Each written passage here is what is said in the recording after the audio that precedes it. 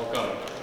I'm Claudio Rodriguez, the Executive Director here at the museum, and I tore a muscle, because I know I'm going to be asked 100 times, so I tore a muscle, I had surgery, so I have a robo arm. Thank you for being here. I'm so excited to welcome these wonderful esteemed friends and colleagues to this event in conjunction with Abigail's exhibition at Bronx Heavens downstairs. You can't see it, please make your way down there. So thank you, Thelma Golden, for being here, Ursula Harris and Brooke Kamin Rapaport. Long time advocates and champions of Abigail's work. As we are here in the museum, she goes back to 2012 when you had your AIM residency here with us, and then part of the exhibition as well, 2013.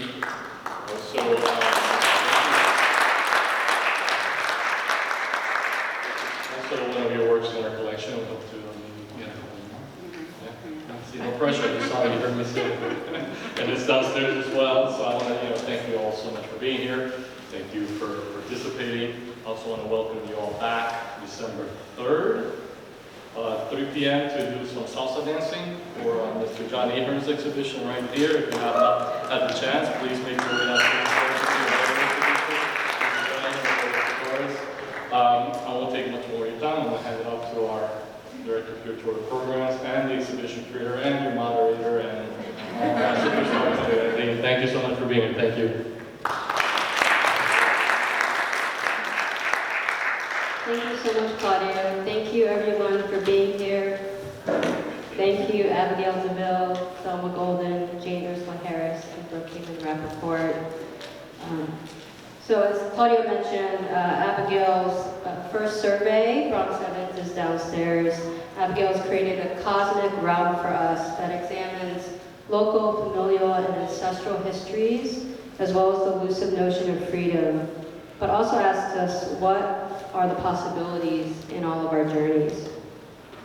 The exhibition serves as a convening of her family members, several generations that is, in a similar way that this conversation is a convening of directors, curators, and writers who have worked with Abigail over the last decade. In this conversation, we'll discuss Abigail's work, the history of her practice, and the context in which Abigail's work has developed over this time. And now I'd like to introduce all the panelists. So Abigail's recent solo exhibition, The Light of Freedom, was organized by Madison Square Park Conservancy and traveled to the Momentary at Crystal Bridges Museum of American Art in Bentonville. And then it traveled on to the Hirshhorn Museum and Sculpture Garden in Washington, D.C. Other commissions and solo museum shows include The American Future at Pica in Portland, Lift Every Voice and Sing, American Ski Gorky, ICA Miami, Empire State Works in Progress at the Whitney Museum of American Art, No Space Hidden Shelter at ICA in Los Angeles, and Only When It's Dark Enough Can You See the Stars at the Contemporary in Baltimore. Recent group shows have been held at the Swiss Institute, Pioneer Works, Wave Hill, Socrates Sculpture Park, 601 Art Space, El Museo del Barrio, CAM in Houston, the Bronx Museum, as Claudia mentioned, the 55th Venice Biennale, and the Studio Museum in Harlem, where Abigail was a 2013-2014 artist in residence. Abigail was a 2014-2015 Radcliffe Institute for Advanced Study at Harvard grantee, a Creative Capital grantee, Rome Prize Fellow, and most recently, Anonymous Was a Woman grantee, just this past week.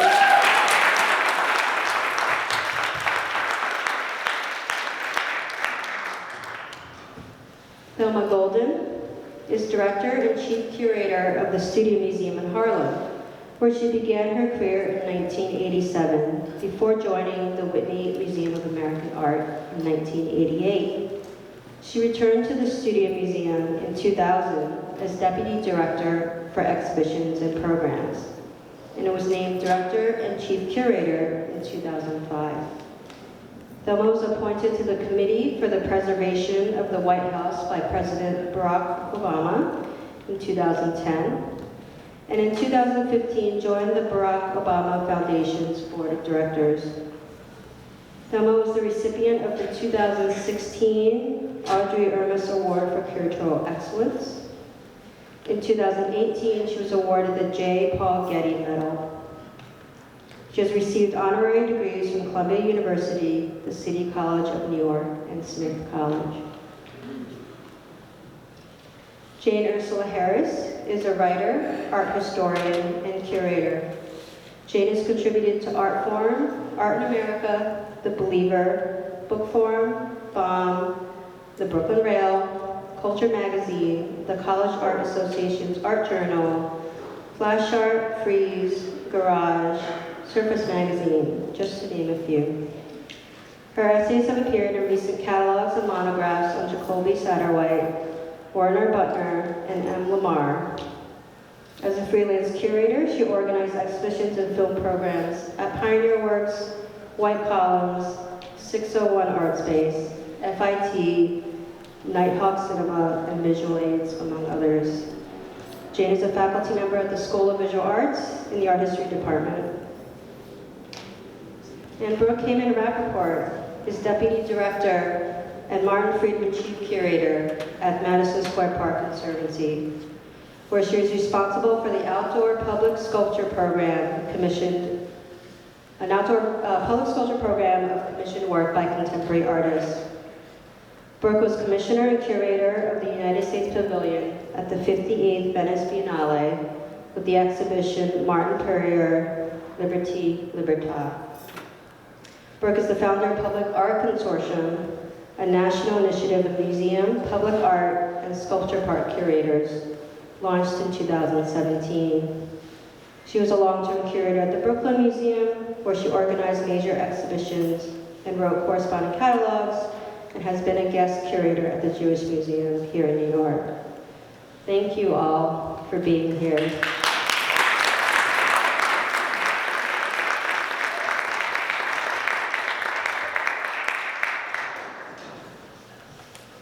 So you have all worked with Abigail and have supported her career throughout the years, over a decade.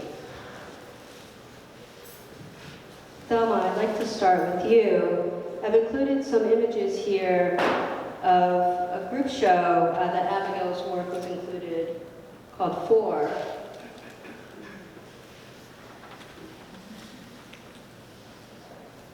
In 2012, organized by Lauren Hayes. And so here's Harlem Tower of Babel in the courtyard.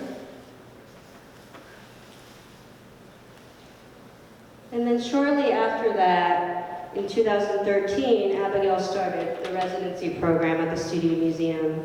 And this was Abigail's first long-term residency. It was such a pivotal time and experience for Abigail, and the program has certainly played a catalytic role in advancing artist work. I'm wondering if you can tell us how you first met Abigail and your experience of working with her during the residency period. Well, first I just want to say I'm thrilled to be here with this panel, with you, thank you Claudia, but really with you Abigail, because the exhibition is incredible. It's really, really, really phenomenal. And it's wonderful to see because I did have the privilege and pleasure of meeting you at the time you began your residency, which came right after Four. And you were in residence with Bethany Collins and Kevin Beasley up there on the third floor. And as many of you know, the Studio Museum building is now closed because we're building a new building. But in the old building, my office was directly below the artist studios. And so my sense of all artists are the different kinds of, I'll call them compositions of sound, that will flow into my office. So what I will say is what was amazing about encountering Abigail early in her residency time was appropriate to why we're here today. It was first, the way in which she represented place, and very specifically the Bronx. Now we know in other parts of the city, people consider Uptown one big vast place above 96th Street, but those of us who exist in Uptown know there are many distinctions, right? And in those, the sense of community, the sense of culture, the way in which those things travel, very important. So that was first about Abigail, that I know it meant a lot, as someone who grew up, raised on, 80s and 90s hip hop, Harlem, Bronx, that's the thing. So the fact that Abigail, so willingly engaged in what was not just the sort of idea of space of the program, but place. But it also was the way in which her way of working and her material language immediately entered, literally, the physical space. And so over the course of the year, what I came to understand was Abigail's deep sense of commitment to a sculpture making that creates meaning through an understanding of objects and the way in which they live and carry the energy of the places they have been. Her commitment to thinking about genealogy, both of the self, but the community at large. The ways in which she was then, and you see the work she made for four, and I will say Abigail, the four exhibition and then her Artist in Residence exhibition, Material Histories, came within a year of each other. Material Histories, curated by Lauren Haynes, who is here today. But the way in which Abigail approached scale and used scale. I'll also say that Abigail's presence also shifted and changed us, because she really opened up a space to understand how we could make space for many different ways of working. And for that, I am always eternally grateful. You created a path for so many others after you, right, who wanted to open up just the idea of what their art could be. So it was amazing, as it always is, to have that experience early in an artist's career. Thank you, Thelma. And you certainly touched upon how the residency program has informed Abigail's work going forward in her process. And here we can see some exhibitions or installation views of material histories.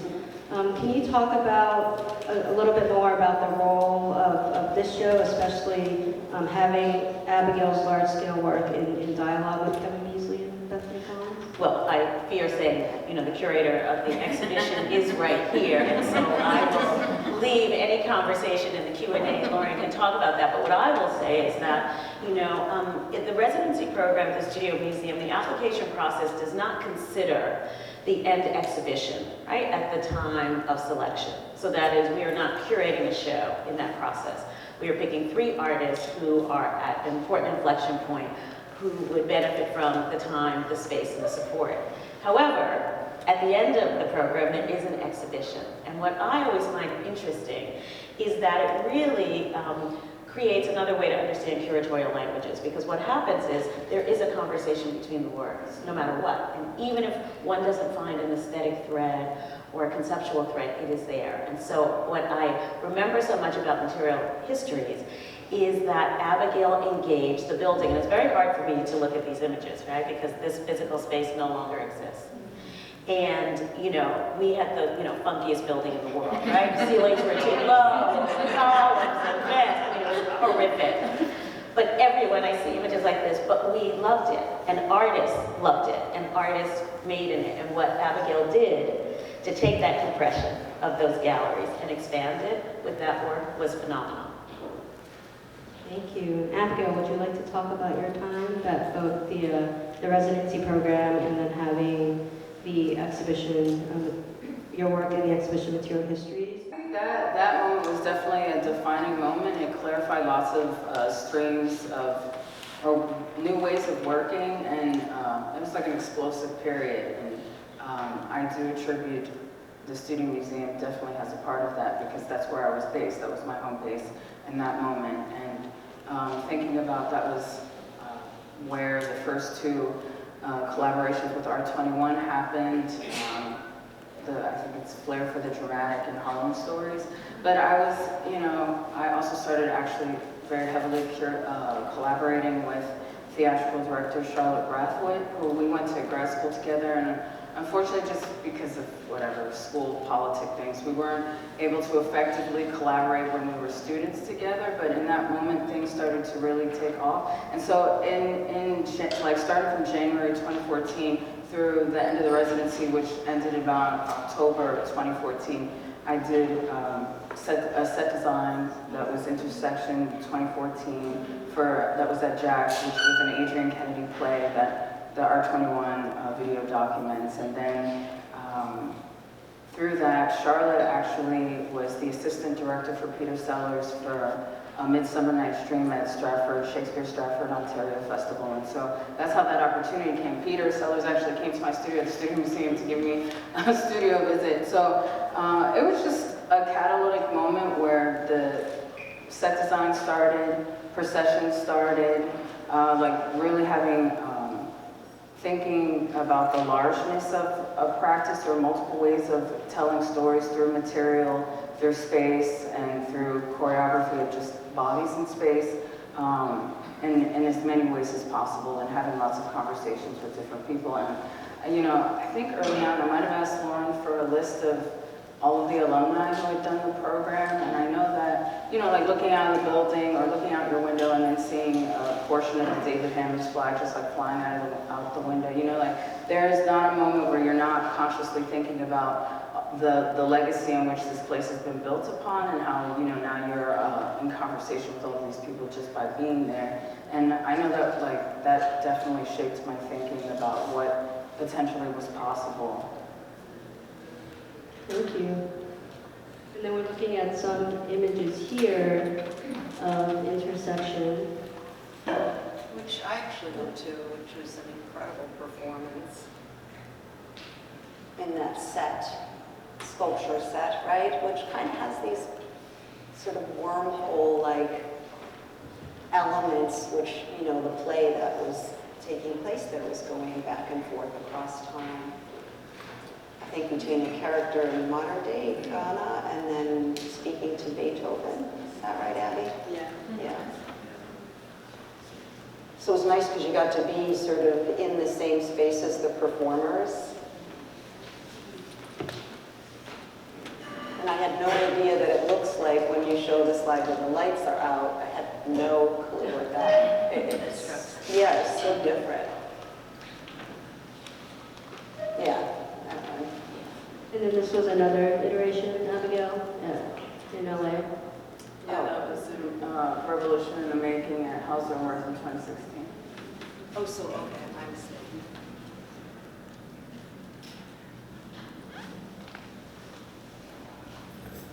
This is the Midsummer.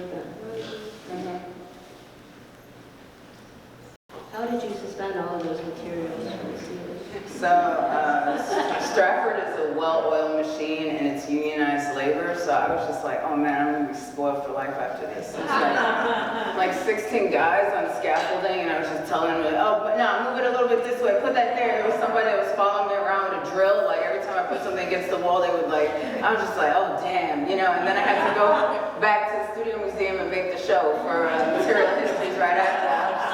By myself.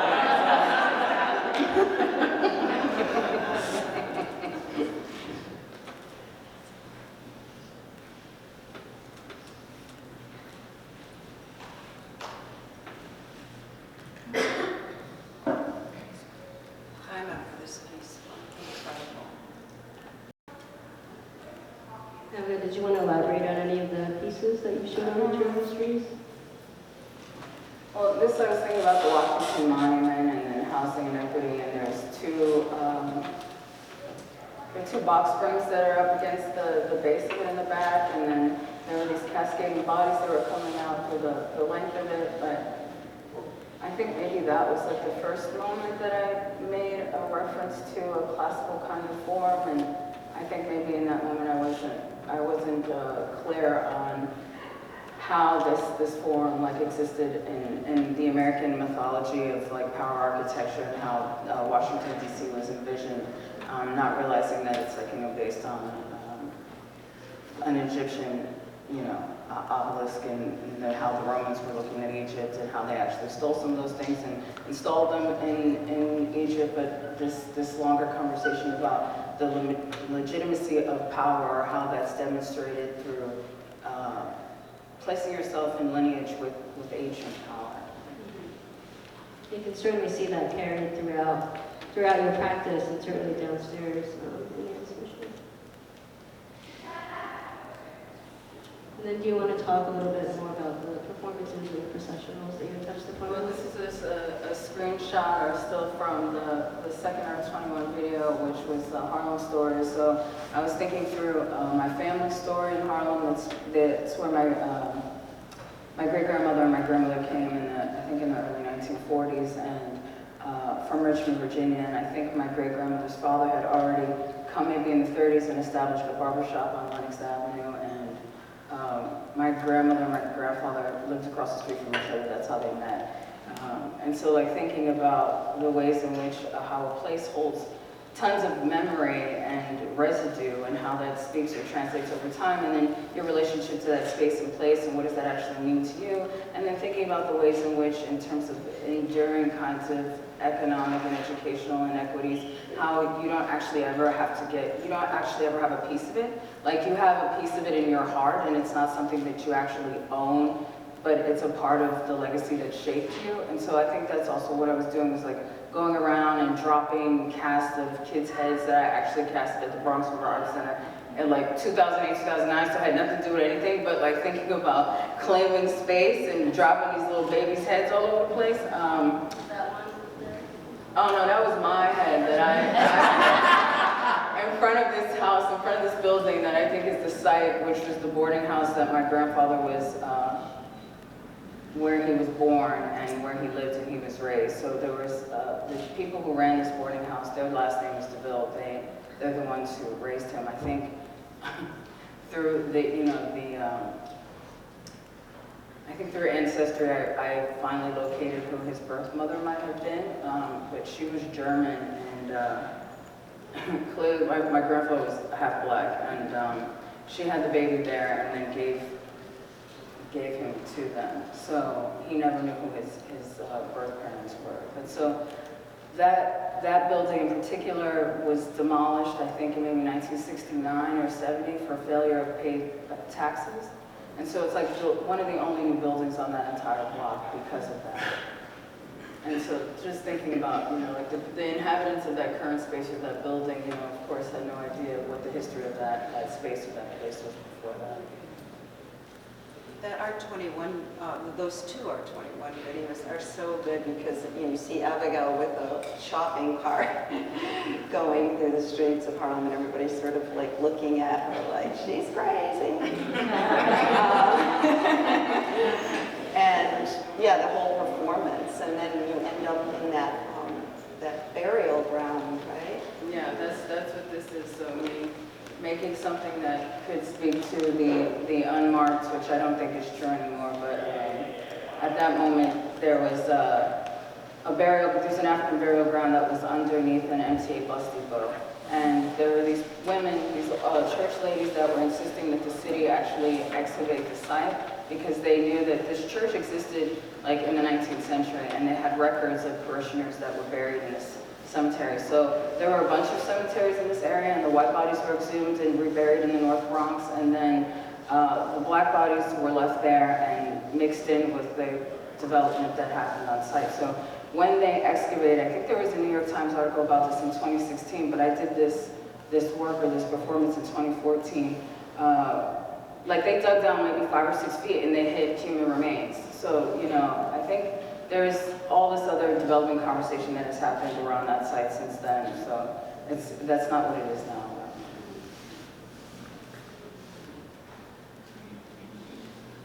And then I did a project for 5x5 in 2014, which I was still at the City Museum of Harlem residency, but I did, so for that it was 5 curators select 5 artists to make a site-specific piece in DC, and I wanted to do something in Anacostia, and I've never really spent any time in the South, and so I did a 10-day road trip with 2 friends and a U-Haul cargo van.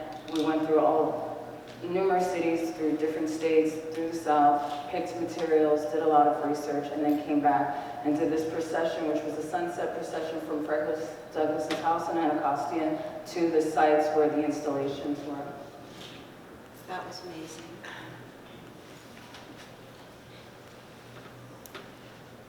A few more images from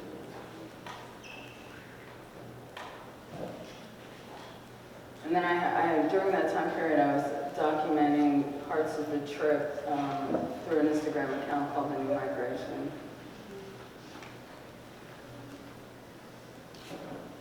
Was that this, like, separate from the reverse migration? I know you've... Well, that's what I was thinking. That's why I called it The New Migration. I was Okay. thinking about a reversal of people being, developed out of their neighborhoods that they moved to, during the Great Migration, and then, Yeah. being pushed out or developed out of the same neighborhoods.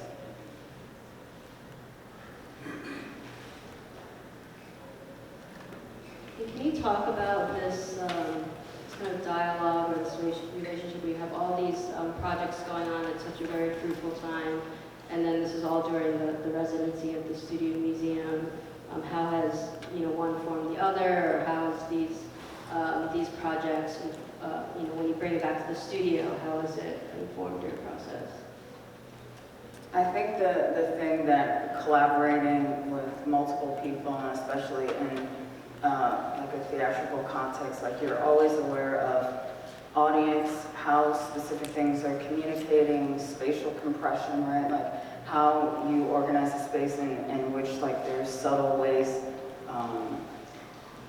that you're making a body feel, right? Like in a particular space. So then how is that information then being transmitted to them in a different way? So like constantly thinking about how can I open this up? Like how can I, and I felt like, there's times where being in a studio feels by yourself is excruciating, and it's always nice to go outside. It's always nice to go outside and collaborate with people and talk to people and constantly be learning new things and thinking about how these new things then become encrusted on the ideas that you have and the forms that they're taking. And you had Burnt Sugar Orchestra. Yeah, that's right. Which is amazing. Yeah, that came through. Actually, yeah, that came through. Charlotte knew Greg Tate, and so Greg and the Burnt Sugar Orchestra came down and they processed with us from the Frederick Douglass House that first time, and then again in Harlem when we did it for the Studio Museum in October 2014. Greg was very inspired by your practice and what he saw as this kind of incredible broad vision, which was something that Greg, always loved and worked broadly, but I can remember those conversations at that moment with him as he watched you, and again, as someone else who is interested in this idea of how do we take the material history of a place like Harlem, right, and make it manifest, and that's also what I think Tate reflected, or resonated for him with you. Jane, I wanted to go to you for your show at 601 Art Space called From the Ruins. You ended up selecting a Harlem Tower of Babel for this exhibition. Can you tell me a little bit more about your concept for the show, and then also about, how did that work shift from its time in the Studio Museum courtyard to now? I know works kind of like Abigail's work maybe like reconfigured in some way, over the years, but yeah, can you tell us a little bit more about that? Yeah, well, I was already a fan of Abigail's from seeing the Studio Museum show. Also, I saw the Recess show, Dark Star, Yeah. it's called. And so, at the time I was thinking, it's hard, the craning is making me a little dizzy. I was thinking about a few things. I was thinking, at the time, zombie formalism was being sort of pejoratively tossed around in reference to painting, to abstract painting that some people thought was very sort of unfinished and just sort of market-driven.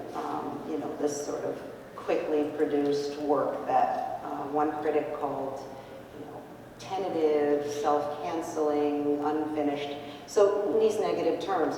But I was thinking about the sort of ad hoc and the provisional in relationship to sculpture in really different terms, and not formalist terms, but as a kind of symbol of this uncertain moment that we were in. This is 2015, we're still in it.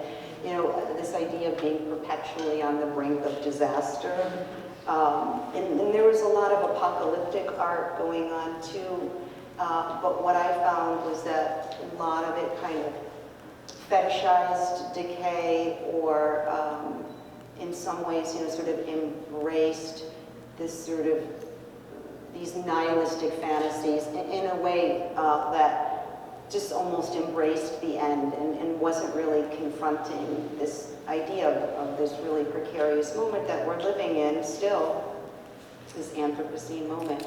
So I felt like Abigail's work kind of represented some of these paradoxical qualities of, like even with the tower here, the Tower of Babel, like coming, from this biblical story from Genesis, story about hubris and rebellion, and it's like after the flood, people don't want to deal with like this experience again, so they build this ziggurat to the heavens as a kind of way to, I guess, prevent that from happening. But that was, in God's eyes, a rebellion, and so God sort of dispersed people and confused their language.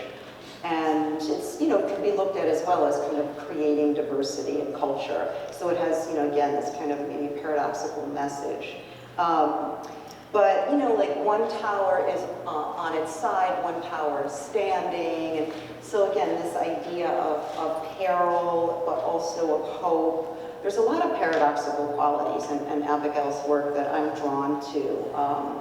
The way that she works between matter and metaphysics, between like heretical and canonical sort of forms of history and fantasy in the archive. So all of this was kind of, what I was kind of getting out of this work, and also the processional aspect of activating that work and taking it through Harlem was also really meaningful. I wasn't able to get that to happen with this show.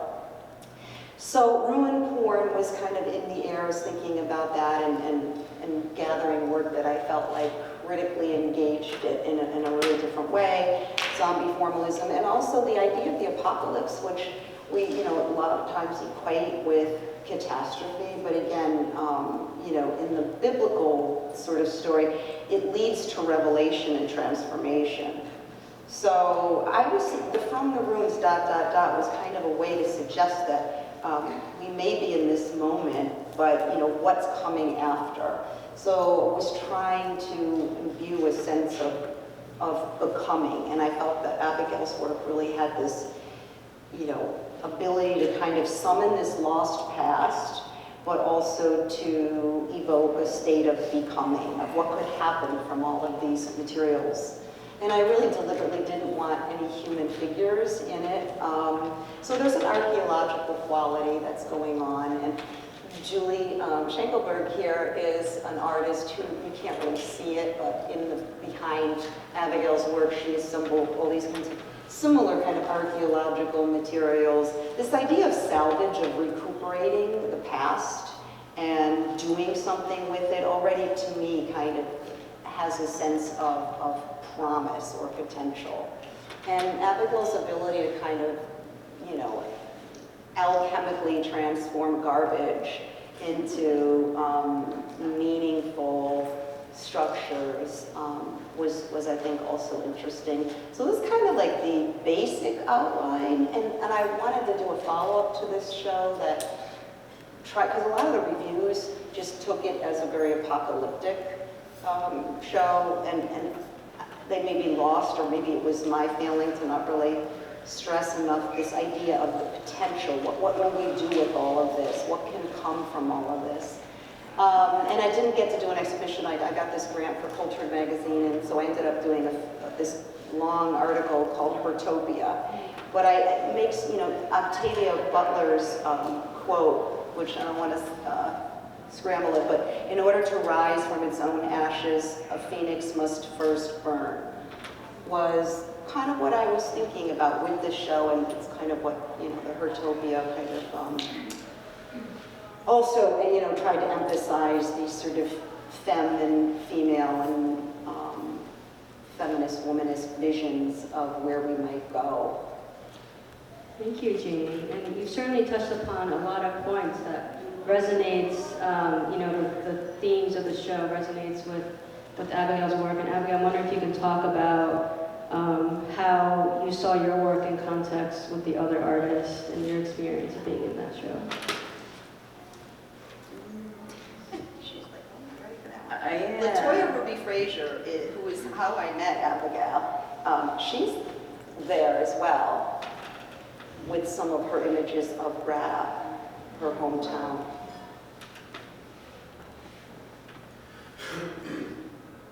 I think maybe, like, as I'm remembering it, or even looking at this image, I'm thinking, I guess I'm gonna say empty cisterns or something of coming into like an ancient space, or like looking at all of these kinds of notes or hints and material debris that are making you think about what were the things that these people embedded into these small fragments that have cultural resonance or meaning now. It was awesome to be in conversation also with Julie, and then we met again this summer in Cleveland. Hey! But I don't remember the show that well, so I think that's all I can say right now. That's okay. And then fast forward to 2020, although it seems like ages ago. So Brooke, at the height of the pandemic, you had commissioned Abigail to create a work for Madison Square Park Conservancy, and so this was Light of Freedom. I'm wondering if you can tell us about, how that came about, and also we've had this discussion on how it was a pretty quick timeline. Exactly. So first of all, thank you, Eileen, for having us all. It's such an honor to be here with Thelma and Jane, and of course, to speak with Abigail. So Abigail had participated in Madison Square Park Conservancy's 2019 symposium. And I had also visited her studio in the Bronx. I think that was in 2018. When the pandemic hit and when we felt that there was a need in public space to respond to the immediate aftermath of the George Floyd murder, political turmoil, protests, Black Lives Matter movement, that a setting like Madison Square Park could take on a work outdoor in civic space. And I called Abigail in June of 2020, initially with great reservation, because we wanted a project to be realized in a short time span, probably 3 months. Usually the exhibitions that we commission have a longer runway for time.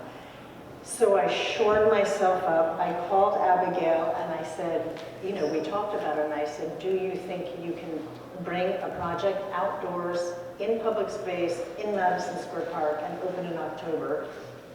And I apologized, I'm so sorry, this is only 3 months. She started howling with laughter because I think your perspective was 3 months was an eternity. Typically, you saw works, your timeline was about 2 weeks to go to a space, do deep research, and then realize the project. So Abigail began to research archivally the history of Madison Square Park and found pretty quickly that the arm and torch of the Statue of Liberty had been on view in the park between 1876 and 1882. And that was the initial inspiration for Light of Freedom, which was a 13-foot tall work surrounded by a golden scaffolding. And it had a torch that she realized in metal and a found time-worn bell heralding freedom, and then arms that Abigail painted blue that beseeched people. And it was an incredibly powerful, searching, important project, and of course a great honor to realize that with Abigail in the park. This was a time when, flash back to the height of the pandemic. This was before vaccinations. People came, even outdoors in public space, people were wearing masks. So this was museums were closed at this point, but this was an opportunity for people to engage with works of art. And I think that this opened an opportunity for the project to travel through Lauren Haynes and through her endorsement of the work to the Momentary, and then following through Anne Reeve, who was the curator at the Hirshhorn, the work traveled there. And it will open in the spring at the Gund Gallery on the Kenyon College campus and be on view there for about a year. I should also mention that Kendall Henry was on our art committee, and he will recall the meetings that we had as an organization and what that was like to gather our colleagues together and to talk about the significance of realizing this project at this time in New York City. Thank you, Brooke. And Abigail, I wonder if you can talk about your experience of working on a piece of this scale, and then your thoughts on the different contexts, because it's, at first at Madison Square Park Conservancy, and then at the Momentary, and then at the Hirshhorn, and then continuing to travel, which is amazing. I just wanted to keep going. Don't stop. Don't go back. Because otherwise, where is it going to go? Yeah, that's the other thing. Yeah, that's the subtext. But I was really thankful for the opportunity because at that moment, I mean, I was teaching remotely online. I was locked out of my studio and I wasn't really doing that much. And so thinking about a way in which you can contribute to all of the conversations and the turmoil that's going on, and then make something, that's going to speak to history over time, that these are the ideals of the things that people were thinking about in this moment, not only through political action of the protests that happened in all 50 states, which was the first time that happened in U.S. history, right? But thinking about that, that it took this moment of uncertainty, of death, of people reeling in pain, to recognize the ongoing Black liberation situation that's been happening here for hundreds of years. And so I think since that kind of oppression doesn't take a day off, and the fact that everybody was able to come out and unite themselves, I really wanted to make something to commemorate that, to talk about that, and then to think through the specific of the site. Like if Brooke hadn't offered me the opportunity, the work wouldn't exist, right? I wouldn't have come upon that fact that, that the arm was and torch were on view there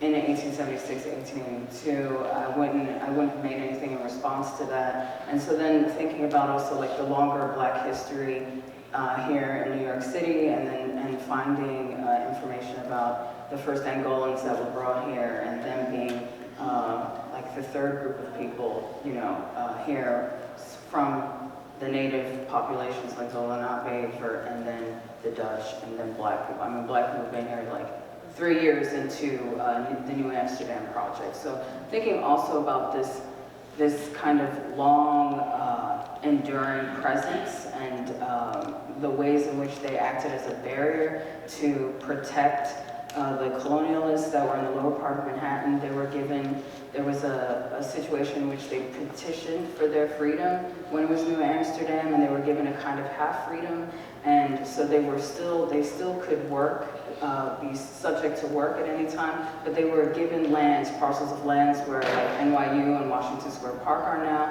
which were not that far from the site of Madison Square Park. And so I was thinking about that. So the torch points towards those lands in which they occupied, but their children were still enslaved. But anyway, I was thinking about like the long Black history here in New Amsterdam, New York City, and how I could make something that would also speak to and commemorate their sacrifices and the things that these people who kind of are lost to history and remain unnamed exist also within that project. And that for me is a part of the meaning of the work, and then that travels, and that message is brought along with the torch as it travels to different sites. But Abigail, you should mention also that, for example, when the project was on view on the National Mall in Washington, D.C., how in a sense, the Statue of Liberty being the mother of all American monuments, well, French to American monuments, that also confronted Washington, D.C. history, and you had a procession there and a dawn program that was extraordinarily powerful, and these issues transfer from site to site. Yeah, there was a slave market on the mall. So thinking about how the proximity of the Hirshhorn Sculpture Garden to where this slave market was, and then when we were installing the work, I pointed the flame, or the tip of the flame was pointing towards the Capitol Dome because it was after the failed insurrection on January 6th. But but thinking about the theater of Washington, D.C. as it exists, as this set where all of our fantasies as a nation are played out. But and then, making something that could end. So that was the other thing. So we did a sunset performance procession at the Hirshhorn Sculpture Garden, and it was,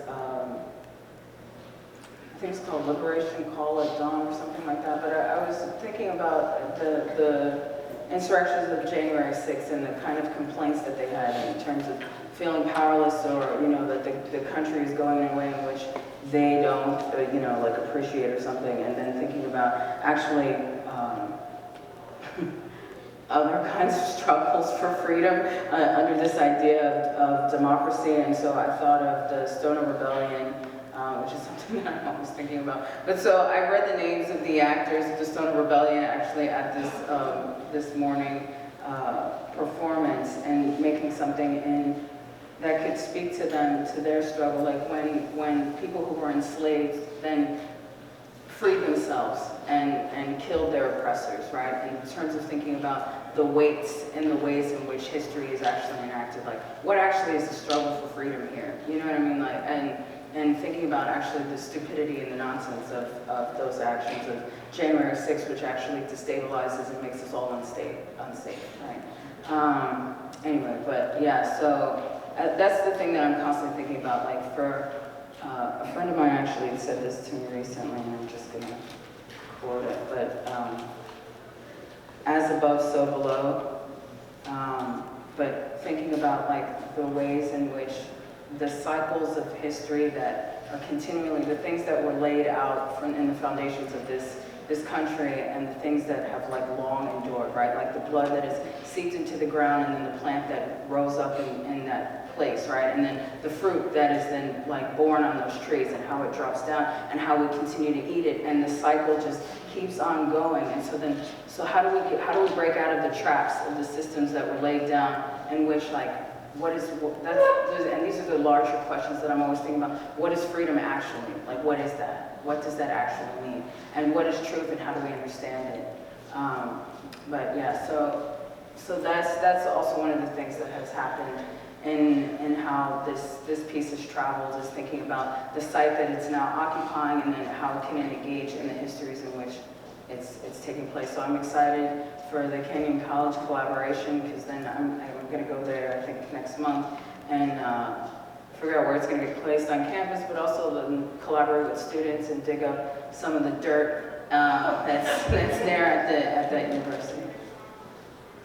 Thank you, Abigail. And you brought up, unmining these histories, and how do we continue addressing, these issues surrounding, racism and issues of, the convoluted notion of democracy and freedom.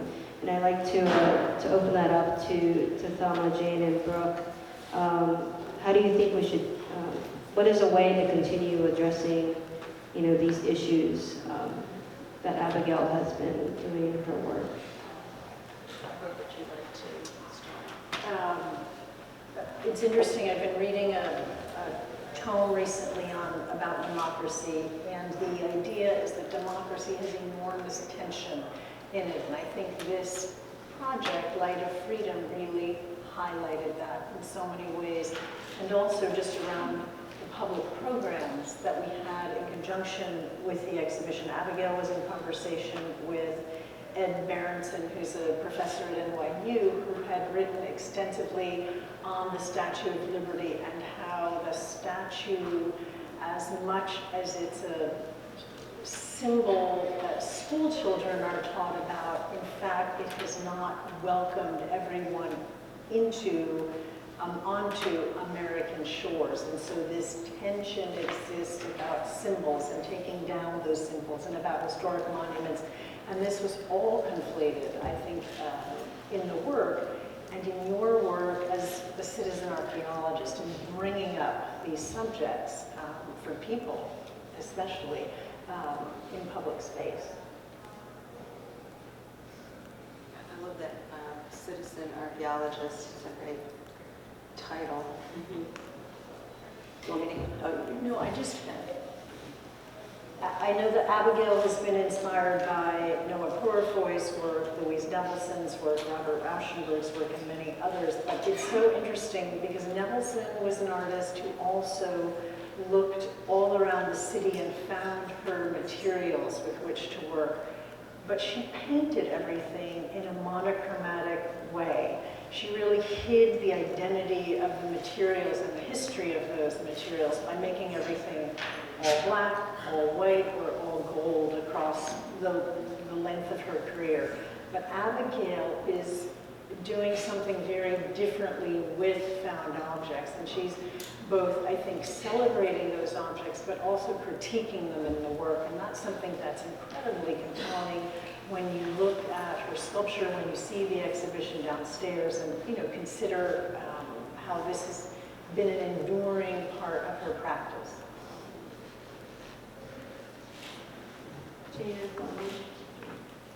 Well, this question of, I'm paraphrasing, right, but how do we carry forward, right, some of Abigail's interests and themes.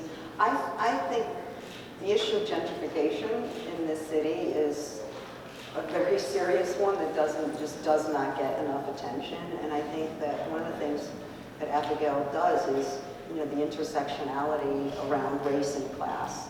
And also, I think in the show, right, there's, an emphasis on the fact that the Bronx is a place where historically a lot of migrants, immigrants have come. And we're in this era now where,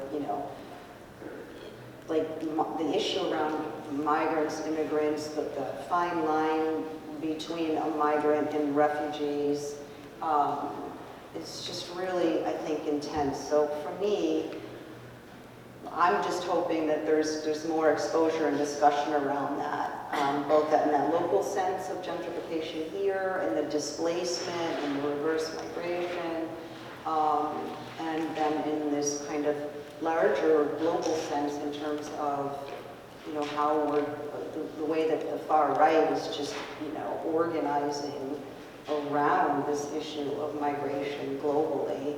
And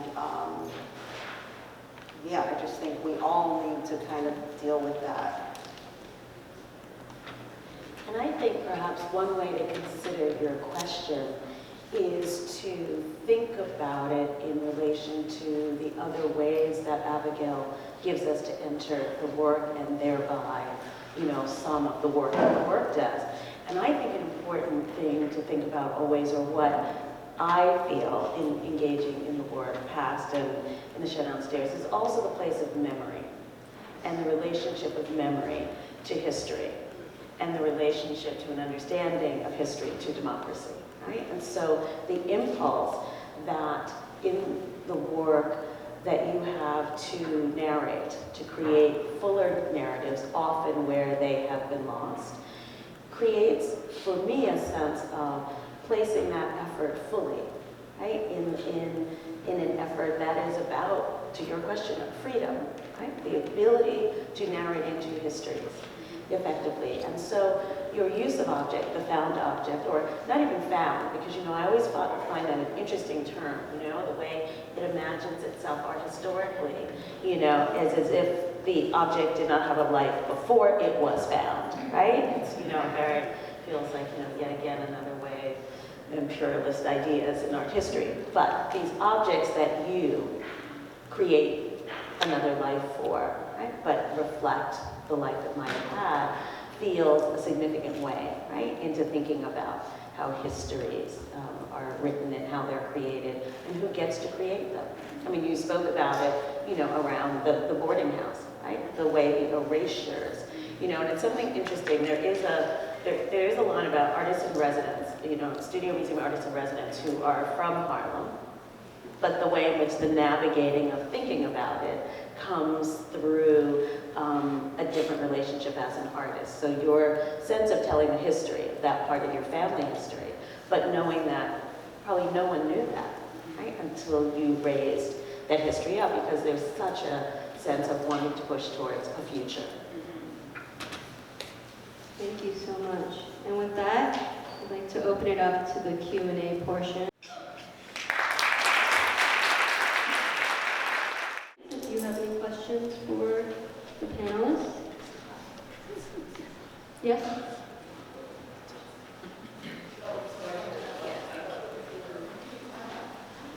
Hi, thank you so much for this talk, and Abigail, thank you so much for your work. I'm still stuck on this conversation about your research into the Statue of Liberty or the Light of Freedom. I'm mangling in my mind the actual full title of that sculpture. I always find it interesting that in the maquettes or the little figurines that are sold and commonly associated with New York City, the broken chains on her feet are always missing. And I was wondering what your thoughts were about that as you went into this research as a NYU professor, and about how misinterpreted that sculpture is, as it's retold in history. It's supposed to be a celebration of the abolishment of slavery, which this country's never actually been. Yeah, thank you for bringing that up. But yeah, that was the original artist intent, was that it was something that could celebrate the abolition of slavery in this country. But that, I mean, this nation wasn't going to accept a gift like that. They don't want to talk about it anymore, like leave us alone. So then it got reframed, and even in that moment, to be a celebratory thing for the 100th anniversary of this nation existing, and then thinking about through France's own fraud in that moment, a relationship with democracy, and thinking about actually that he made it with the hopes that France too could have a democracy that could function in the way that the American experiment was successful. So originally the plaque that she's holding that says, you know, July 4th, 1776 on it now, but originally he intended that it would have the date of the abolishment of slavery, and I think she was originally supposed to be holding those chains, and then they got redirected to being underneath her foot. I think there was something else about that I'm not remembering correctly right now, but about her crown also, which was reconfigured. But it's also funny in terms of the placement of it, right? Like her booty's facing New Jersey, right? But and she's facing Europe, right? And so it's still like this European fantasy, right? Like it's a hope, it's like a saint or a prayer that's like in New York Harbor, right? And then it's still facing its past, right? And it's a classical form that is trying to still won't let go, like the chains in which it was incepted or conceived of, and then thinking about like the greatness potential, which I'm not gonna diss that hard, but like I don't know how we're gonna get there. I just don't know how we're gonna get there, in terms of thinking about all of the bad seeds that were planted, and so how are we gonna dig it all up and put something down that is equitable for everyone, is like an unanswerable question. Hi, Abigail. So this question actually acts like a segue from the last one, and I wanted to hear more about your approach to research, which is so important in your work. I just wanted to hear more about your methods, thoughts, how you go about it. I just want to hear more about it. So usually if it's a project that's been presented with an institution, I ask them like where to start, or ask them for tips, and lots of times they can point me to local people, historians or historical society. I end up talking to maybe different kinds of professors of different things, and then going to local bookshops in the area in which the institution exists and Google goes, but so far. And then sometimes, you know, like there's, I was gonna say providential intervention with like a Google search where all of a sudden something will pop up that you've never seen before. I think, this is TMI, but the New York Times was fact-checking the thing about the Angolans that were first here. They wanted to know where I got this information from. And in that moment, I went through a Google search, and a New York Times article came up about the same exact thing in the 1970s that I never read before, that I never seen before on multiple searches before that. So I feel like, I don't know, you know, that things just like come up to the surface, you know, right when you need them.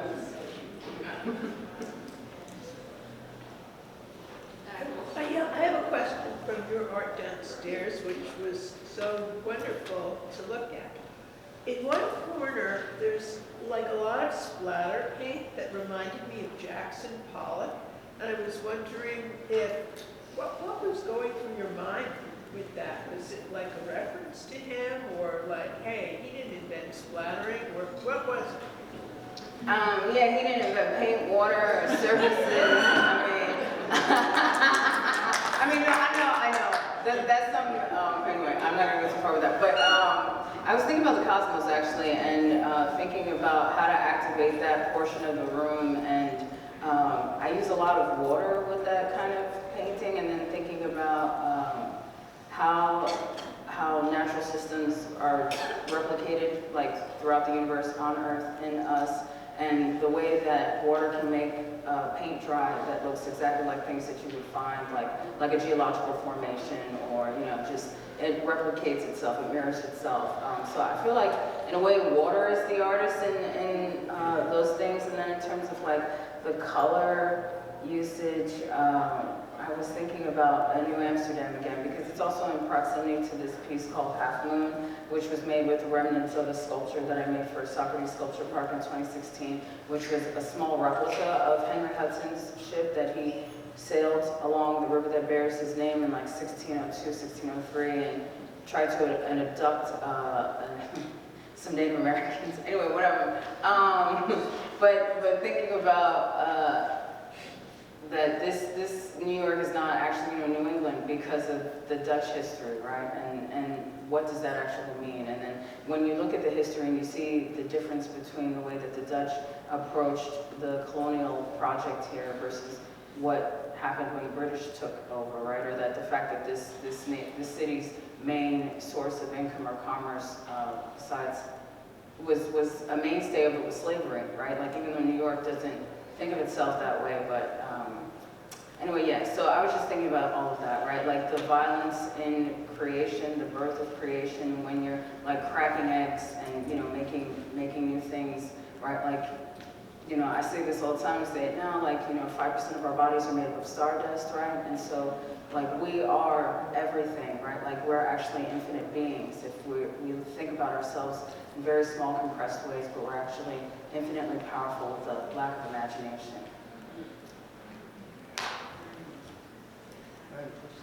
Hey, Abigail, I was thinking of, because you use found objects, right?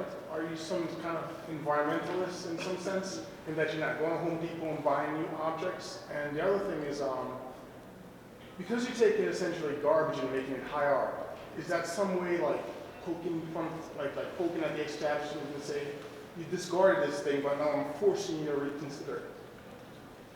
I think, yeah, it's a reclamation of those things, and then I think there's like a streak of honor that is like running through all of it. So like thinking about all of the things that are deemed worthless, and then revisioning that and thinking about actually how, like the piece downstairs that are my grandmother's cigarette butts. I made that in 2009, but like she breathed through each and every single one of those filters, right? So it ends up being like not only like the evidence of her existence, but like in a way a portrait to her, even though she's not here on Earth, like almost memorializing her while she was still here.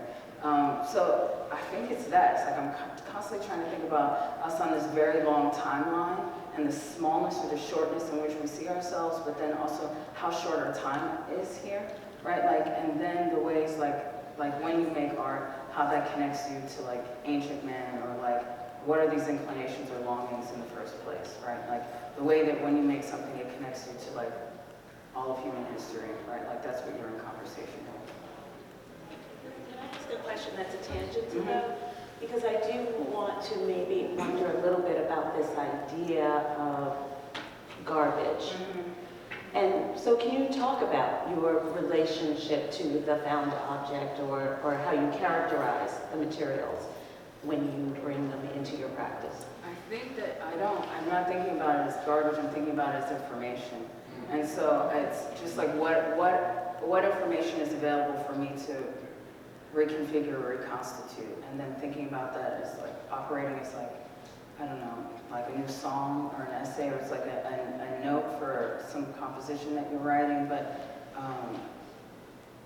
yeah, just because, and then thinking about it also as being maybe a temporary moment in which this thing is being elevated to be considered differently, but that it's probably going to go back to the waste stream after that, so it's just like a bump, you know, on the life of this object.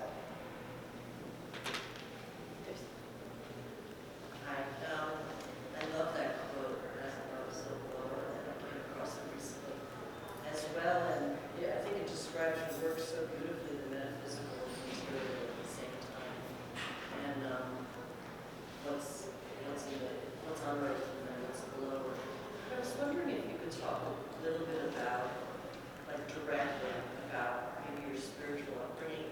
I see your work as very spiritual, the way you're talking about it, and the presence of, like in a big sense, like good and evil, that it exists right there. And I don't know if anything that I'm saying there resonates with you. No, definitely. I mean, I don't want to go into the background of how I was brought up, but yeah, my parents are very religious. But I would say that in terms of like thinking about the universe, I'm more like thinking about what are the things that we've all agreed upon as a species, right? Like what are the things that we actually agree upon? We agree upon that we live on this planet, it's orbiting the sun, right? Like we live in specific kinds of cycles, right? And so what are the ideas that actually unite us, or the physical things that unite us, instead of believing in or naming a specific kind of a belief system, right? Because we all live here, we're all breathing the same air, right? Like, what are the things that unite us? And so that's the thing that I'm thinking about when I say that,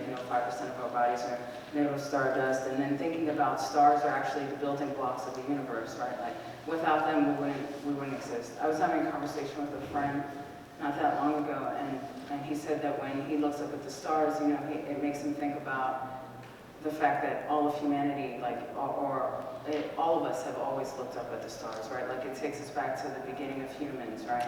And the other thing about that is that then we're looking at an ancient form of ourselves, right? Like, so I think like that's mirroring ourselves to us, if we can like stop and think about it for a second. And so I always want to be inspired, and I'm always trying to think about the largeness and smallness of things, and how that is constantly functioning simultaneously, and in a strange way trying to speak on all the different registers in which we exist through a particular object or space that I'm creating, or in a work as it's communicating in a space.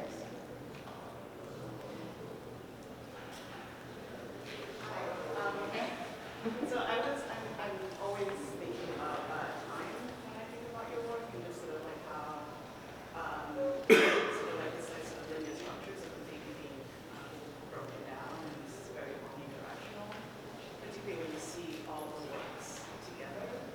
But then I'm also thinking about like just the amount of time that it takes you to make your pieces. And I wonder if you could like talk a little bit about that, just like the research feels so dense and maybe well thought through, and 2 weeks just does not seem like it. I feel like phenomenal, I get that, you are, but like how, yeah, just like if you can just talk about it. I don't like it if it's not hard. So I want to make it as tension-filled and as dramatic as it could possibly be, right? So then, no, that's right. But Yeah, I can't make anything unless I've like finished the research portion. I don't know what, I developed this like 10, 12 years ago where before I would go into the studio and it'd just be a bunch of, I described it as a Tasmanian devil, just like, you know, going all over the place. And then at the end of it, I don't know why I did this, I don't have any reason, I don't know what this is about, I don't know what I'm talking about. And then trying to make a questioning process for myself where I'm like, well, why does this need to exist? Or what are you actually talking about? And then going through these series of questions and then looking and meditating on all the resources and information. And then finally, when I feel like I've filled myself up, then I'm ready to like then release and do whatever needs to get done. I also think it's brilliant the way that you can find sort of double meanings in a lot of your symbols. Like, for example, there's the work upstairs from another early one, 2009, with the rainbow that has the hair and then the roaches. And, you know, the idea of roaches being these resilient creatures that most of us find disgusting. But yeah, like something like that, or like on a macro level, like black holes being these portals, but also being these sites of, or for you, metaphors of erasure and, you know, the fate of the dispossessed. So a lot of times things, again, it's like for me, the paradoxical aspects of, you know, the work and the materials, because everything is so considered. It looks like a lot of just found things, but they're all carrying meaning and specific, sometimes multiple meanings. And there is all an order to it. All. Yeah. Well, Thelma, you watched the work, because I watched the work from far, so maybe it's official together. I didn't work with you one-on-one, but yeah, it comes from a place of a lot of information that she has, because you come in there and you're so very focused and you know, very direct in the way you work, and there's no chaos is going on here, because this is sort of organized, very structured the way that you're doing it, and that comes from just this level of organization and research that you've done before, that it makes it look almost easier the way that you're working, but it's amazing to sort of walk through the galleries day in and day out and watch this evolve and take shape and grow. It's pretty incredible. Thank you. And then I feel like every time you look at the work, you learn something new, or you notice something that wasn't there before. Every time I talk to you about the work, I learn, you know, it's could write a whole scroll on the entire all of your work when you're showed. Any other questions? I have a comment to the question. The show is wonderful. You're brilliant. Do you live with ghosts? We all do. Have you named your ghost? No, I told him to get out.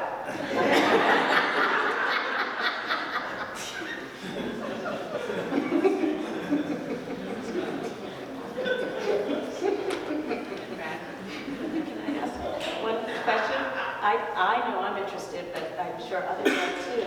Is there something you're working on in the future that you can talk about that we can look forward to seeing?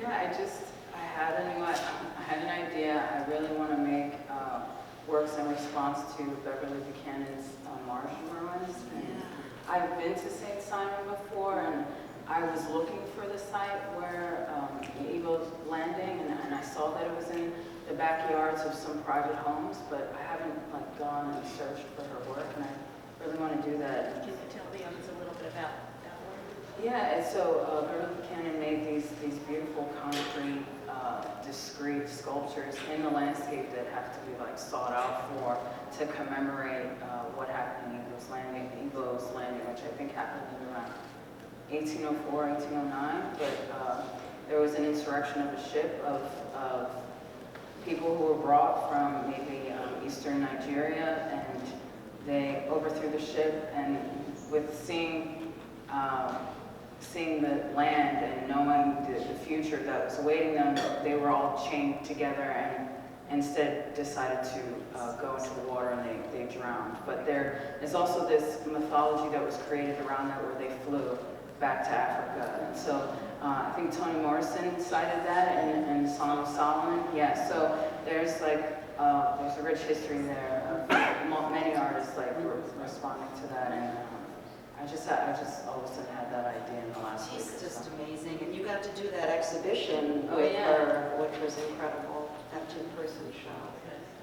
in order to that. Mhm. Thank you.